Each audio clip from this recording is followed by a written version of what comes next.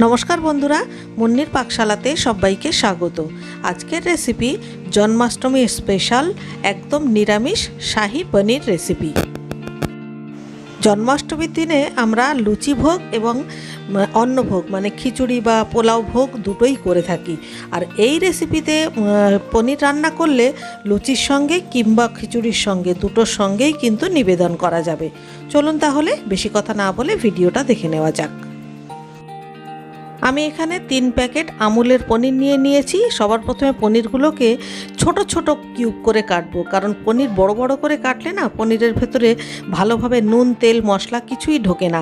সেই জন্যে আমি মোটামুটি ছোট ছোট করে কেটেছি।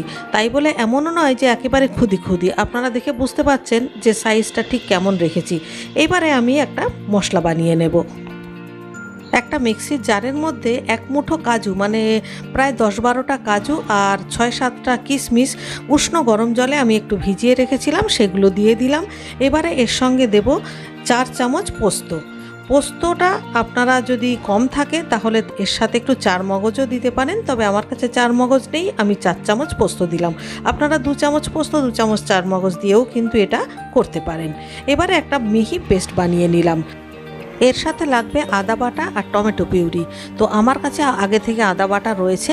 এবারে আমি একটা বড় সাইজের টমেটো খুব ভালো করে পেস্ট করে নিলাম। এবারে সরাসরি রান্নায় চলে যাচ্ছি। কড়াইতে প্রথমে 3 চামচ মতো সাদা তেল দিয়ে দিলাম। তেলের মধ্যে সামান্য একটু জিরে আর একটা শুকনো লঙ্কা ফোড়ন দিয়ে দিলাম। এরপর এর মধ্যে প্রথমেই 1 চামচ ভর্তি আদা বাটা দিয়ে দেব। আদা বাটাটা একটু নাড়াচাড়া করে নিয়েই টমেটো পেস্টটা দিয়ে দিতে হবে। 1 মিনিট মতো একটু নাড়াচাড়া করে নিয়ে তারপর এর মধ্যে একে একে স্বাদ মতো নুন, একটু লঙ্কার গুঁড়ো, সামান্য একটু হলুদ দিয়ে দিতে হবে। দিয়ে মশলাটা খুব ভালো করে কষিয়ে নিতে হবে। তার জন্য প্রয়োজন হলে সামান্য একটু জলও দিতে পারেন। 2 মিনিট মতো মশলাগুলো খুব ভালো করে কষিয়ে নিয়েছি। এবারে এর মধ্যে কাজু কিশমিশ আর পোস্ত বাটাটা দিয়ে দিলাম। মিক্সির বাটিটা ধুয়ে একটু জলও দিয়ে দেব। এবারে এই মশলাটা আবারও খুব ভালো করে কষাতে হবে। আর এই সময় গ্যাসের ফ্লেম কিন্তু মিডিয়াম টু লো থাকবে।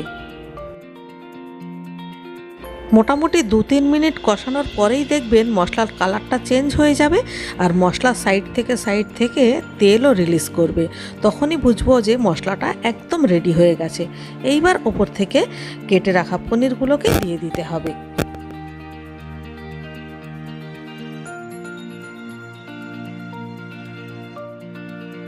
এবারে খুব সাবধানে খুন্তি চালাতে হবে। খুব সাবধানে উল্টে পাল্টে পনির আর মশলা ভালো করে মেখে নিতে হবে। মানে পনিরগুলোকে মশলার সঙ্গে একটু কষাতে হবে। মোটামুটি 2 থেকে 2.5 মিনিট মতো ভালো করে কষিয়ে নেব। যখন দেখব যে পনিরের গায়ে মশলার একটা কোটিং চলে এসেছে, তখন আমরা এর মধ্যে জল দেব। এখন কালারটা দেখে বুঝতেই পারছেন যে পনির খুব সুন্দর করে কষানো হয়ে গেছে। এবারে আমরা ঝোল দেব। আর ঝোলের জন্য আমি কিন্তু গরম জল ব্যবহার করব।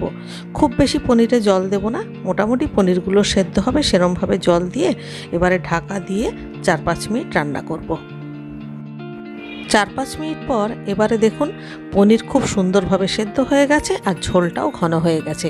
এবারে একটা সিক্রেট উপকরণ এর মধ্যে দেব, সেটা হচ্ছে 1/2 কাপ একদম ঘন দুধ। আমি এখানে পাউডার মিল্ক ব্যবহার করেছি, জলে গুলে দিয়ে দিচ্ছি। আপনাদের কাছে যদি গুঁড়ো দুধ না থাকে তাহলে আপনারা নর্মাল জাল দেওয়া দুধ দিয়ে দিতে পারেন, তবে সেক্ষেত্রে কিন্তু মিষ্টিটা একটু বেশি করে দিতে হবে। গুঁড়ো দুধে এমনিতেই মিষ্টি থাকে, তাই আমি এখানে খুব অল্প করে চিনি দেব আর আপনারা একটু বেশি চিনি দিয়ে দেবেন। এরপর এর মধ্যে আমি দিয়ে দিলাম 1 চামচ ঘি।